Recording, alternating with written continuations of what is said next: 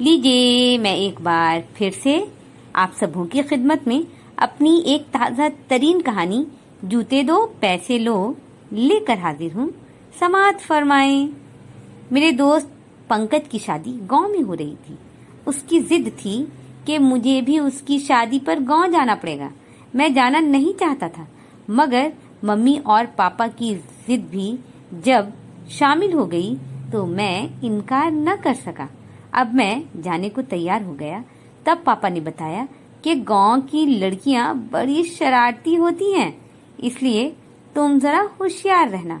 होशियार रहना क्या, मैं तो होशियार हूँ ही। मैं ट्रिमर बंद करता हुआ बोल पड़ा। मेरे इस जवाब पर पापा हंसते हुए बोले, बेटा अभी शरारती लड़कियों से पाला ही कहाँ पड़ा है। शादी ब्याह की रस्मों में तुम्हारी होशियारी खड़ी पानी भरती रह जाएगी और दूल्हे की सालियां तुम्हें चूना लगाकर चंपत हो जाएंगी। पापा मेरे कपड़े बैग में रखते हुए मुस्कुराकर मम्मी की तरफ देखकर बोले तो मम्मी उनकी बातों पर हंस पड़ी। कौन सी रस्म? वो जूता छुपाई वाली रस्म तो नहीं। मैं एक बार फिर से ट्रिमर उठाकर आईने के सामने खड़ा हो गया। हाँ और क्या, जूता छुपाई की रस्म पर बड़ा तगड़ा चूना लगाती हैं ये सालियां। पापा बैग का जिप बंद करते हुए बोले, आप फिक्र न करें, मैं बहुत होशियार हूँ। मैंने पंकज से पहले ही कह दिया है कि अगर तुम्हारी सालियां जूता छुपाने में कामयाब हुई तभी उन्हें नेक के पैसे मिलेंगे, वरना नहीं। मैं शीशे में खुद को देखता हुआ बोला, ज्यादा होशियारी दिखाने की जरूरत नहीं है, वरना पंकज की तरह तुम्हें भी लड़की को हल्दी और मेहंदी दोनों लगवाना पड़ेगा। मम्मी बैग उठाकर साइड पर रखती हुई मुस्कुराकर कह रही थी। मुझे पंकज की बात याद आ गई। भैया की शादी पर माही ने मुझे जूता छुपाई की रस्म में 10,000 का चूना लगाया था। अब मैं उसे हल्दी और अपने नाम की मेहंदी दोनों लगवा रहा हूँ।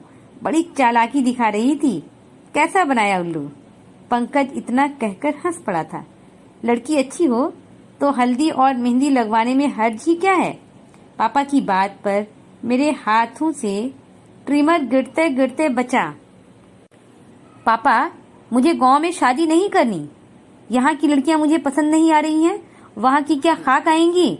मैं ट्रिमर बंद करता खुद को शीशे में देखता हुआ बोला, शहर हो या गांव, तुम कहीं तो लड़की पसंद करो। कब तक ऐसे रहने का इरादा है? मम्मी मेरे सामने खड़ी नाराजगी से बोली। जब तक लड़की पसंद नहीं आती। मैं मम्मी के गाल को छूता हुआ बोला ताकि उनका चढ़ा हुआ पारा उतर जाए। अरे यार, इसे जाने तो दो, बड़ा होशियार बना फिरता है। ये लड़की पसंद नहीं, वो लड़की पसंद नहीं, उसे जाने तो दो, फिर देखना। पापा मम्मी से कह रहे थे और मम्मी उनकी बातों पर नाराज होकर कमरे से निकल गई थी। मुझे उनकी नाराजगी से कोई फर्क भी नहीं पड़ने वाला था। मैं ट्रिमर ड्रेसिंग टेबल पर रखकर शीशे में खुद को देखने लगा और दिल ही दिल में खुद को सराहा। बहुत खूब, बहुत खूब, बड़े हैंडसम लग रहे हो। तुम्हारे सामने किसी की चालाकी ज्यादा देर तक चलने वाली नहीं। पंकज माही से उल्लू बन रहा था क्योंकि माही पंकज को पसंद आ गई थी। मुझे कोई पसंद आने वाली नहीं, और जब तक मुझे लड़की पसंद नहीं आएगी मैं शादी करने वाला नहीं हूँ।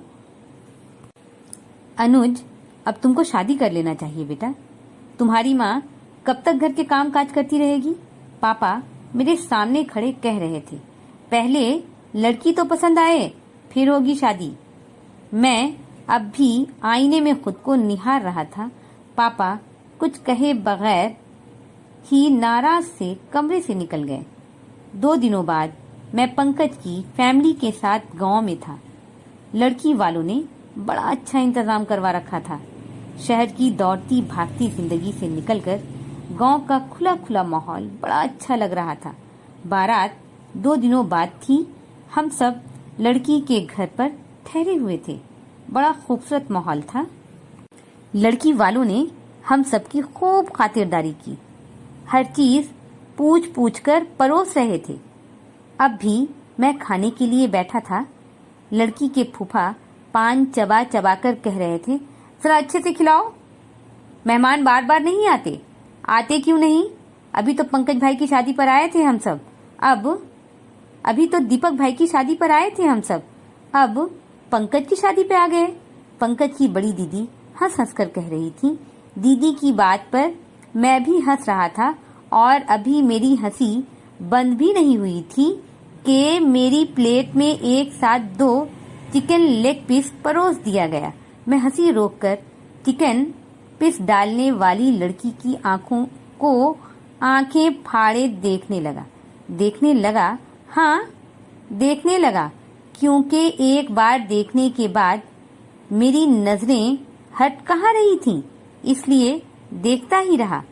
बड़ी बड़ी गिलाफी आंखें, अगर उन आंखों में चमक होती तो नाजुक नाजुक होंठ, अगर होंठों पर मुस्कान होती तो उसका सुर्खो सफेद रंगत, अगर इस खूबसूरत रंगत पर कोई शोख रंग का खूबसूरत सा ड्रेस होता तो मैं इससे आगे भी और कुछ सोचता, मगर इससे पहले उसकी खूबसूरत सी आवाज मेरे कानों में पड़ी। आप खाने पर ध्यान दे तो ज्यादा बेहतर है। वो एक और लेग पीस मेरी प्लेट में डालती हुई धीरे से बोली थी। मैं उस पर से नजरें हटाकर अपनी प्लेट की तरफ देखने लगा। मेरी प्लेट में लेग पीस का ढेर लग चुका था। मैं आंखें निकाले एक बार फिर उसे देखा जो डोंगे से और पीस निकाल रही थी। बस आप और मत डालें, मेरे लिए इतना ही बहुत है। मैं हाथ उठाकर उसे रोकता हुआ बोला, आप नहीं, अनमोल कहें मुझे, और ये आपके लिए नहीं पंकज भाई के लिए है। वो कदर धीमे लहजे में बोली और एक साथ 2 लेग पीस पंकज की प्लेट में डालकर खड़ी हो गई। पंकज मुस्कुराकर उसे देखा और फिर खाने में मगन हो गया और मैं कभी अपनी प्लेट और कभी उस सौगवार सी हसीना को देखता रहा। ये लड़की अनमोल है, माही की फूफा की लड़की। दीपक भैया दीदी को बता रहे थे। अनमोल के नाम पर मैं गर्दन मोड़कर उनकी बात सुनने लगा, मगर उन्होंने आगे कुछ बताया ही नहीं। मैं सर झटककर पंकज को देखा जो खाने में मगन था। अरे ओ भुक्खड़ की औलाद, अपनी प्लेट वाला खाकर मेरी प्लेट से भी खा लेना। मैं केहूनी मारकर पंकज से बोला, तो वो अनुज जरा तमीज से यार, ये मेरा होने वाला ससुराल है, वो मिमियाकर कह रहा था। है तो मैं क्या करूं? देखो तुम्हारी साली अनमोल ने मेरी प्लेट में चिकन मार्ट खोल दिया है। मैं कनखियों से उस लड़की को देखा जो मेरे देखने पर भागी हुई मेरे पास आकर मुझसे पूछ रही थी, और चिकन चाहिए क्या? नहीं, इतना बहुत है, कल भी खाना है, इसलिए जरा कम ही खाऊं तो अच्छा है। मैं उसे देखकर अटक रहा था। जी बढ़िया सोच है आपकी। आपकी प्लेट देखकर मुझे भी यही लग रहा है कि आप बहुत सोच समझ कर खाते हैं। इससे पहले कि मैं उसके इस तंज पर कुछ कहता, वो मुस्कुराकर उठ गई। उसकी मुस्कुराहट ने उसके चेहरे पर रौनक बिखेर दी थी। पंकज ने बत्तीसी बाहर करते हुए मुझे देखा। पंकज के बच्चे, तुम सिर्फ उसकी बातों पर बत्तीसी ही बाहर करते रहना। मैं चिढ़ गया। तो और क्या करूं? तुम्हें तो उस वक्त ही मना कर देना चाहिए था जब उसने एक पीस डाला था, मगर तुम तो उसे निहार रहे थे। उसके चेहरे का जोग्राफिया नाप लिया होगा तुमने, और फिर नहीं पसंद का लेबल लगाकर मुझे लड़की पसंद नहीं आई, मुझे लड़की पसंद आए तब शादी करूंगा का फैसला दे दोगे। अब कल तक खाते रहो। पंकज मुझे अकेला छोड़कर उठ गया और मैं दिल ही दिल में पंकज को दाद दे रहा था कि उसने बहुत सही अंदाजा लगाया कि मैं उसे देखकर क्या सोच रहा था। मैं पंकज के उठने के बाद भी आधे घंटे तक बैठा खाता ही रहा और दिल ही दिल में ये फैसला भी कर लिया कि उस साली की बच्ची को जूता छुपाई पर एक फूटी कौड़ी भी नहीं देने वाला हूँ मैं। मगर कहते हैं ना कि ये न थी हमारी किस्मत। हाँ, हमारी किस्मत ये कहाँ थी कि मैं उसे फूटी कौड़ी भी देता। ये देने लेने वाली बातें तो जूता छुपाई वाली रस्म पर होनी थी, मगर उस खूबसूरत सौगवार सी हसीना ने मेरे नाक में दम पहले ही कर रखा था। नाक में दम इस तरह कर रखा था कि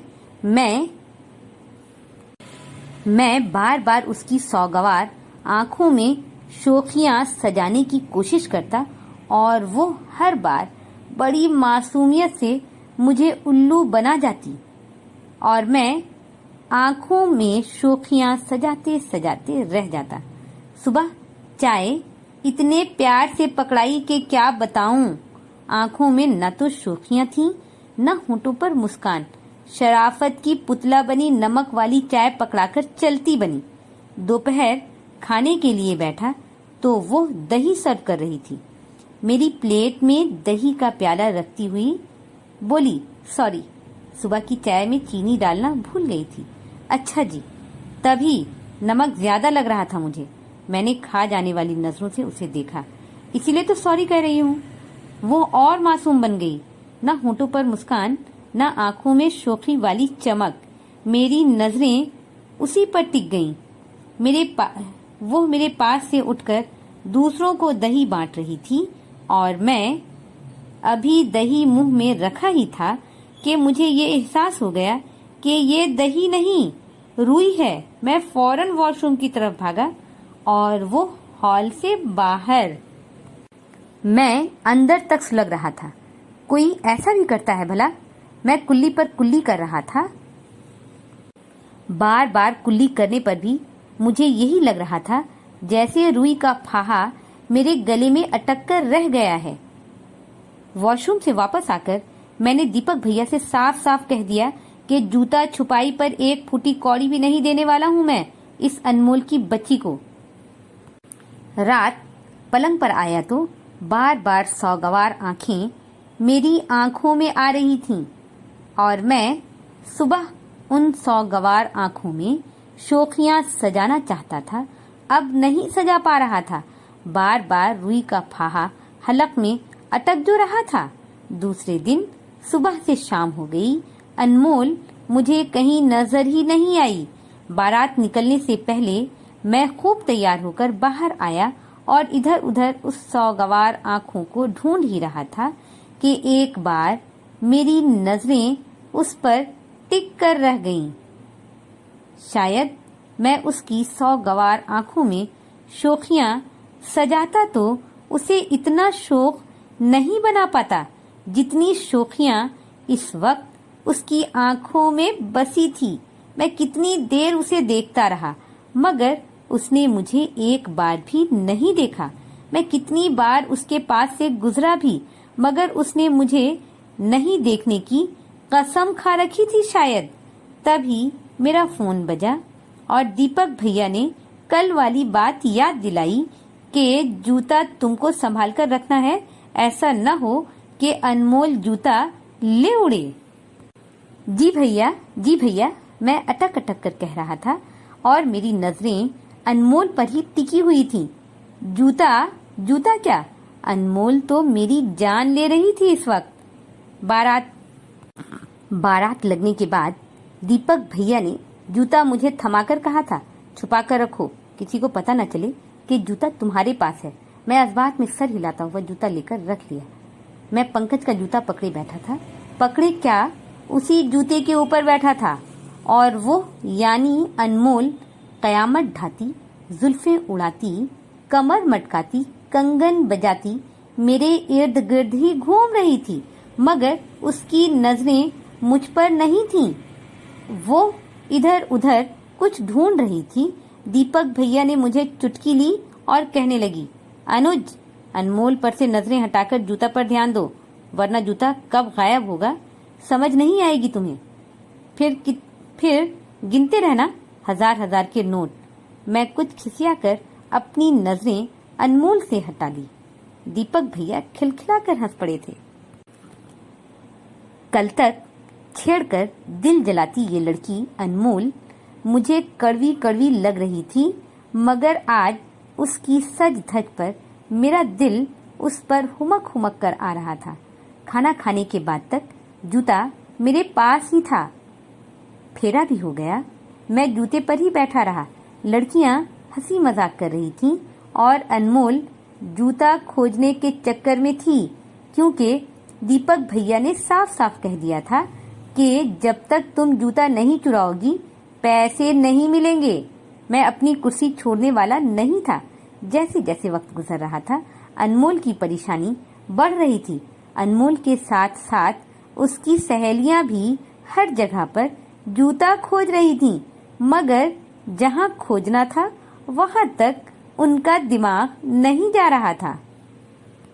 मेरा मन कर रहा था कि एक बार अनमोल आए और बड़े प्यार से बोले कि क्या आपने जूते देखे हैं? बस मैं सब कुछ भूल जाऊंगा, जूता भी उसे दे दूंगा और वो जितने पैसे मांगेगी उतने पैसे भी। मगर वो आए तब ना, वो बोले तब ना। मैं इंतजार करता रहा मगर वो नहीं आई।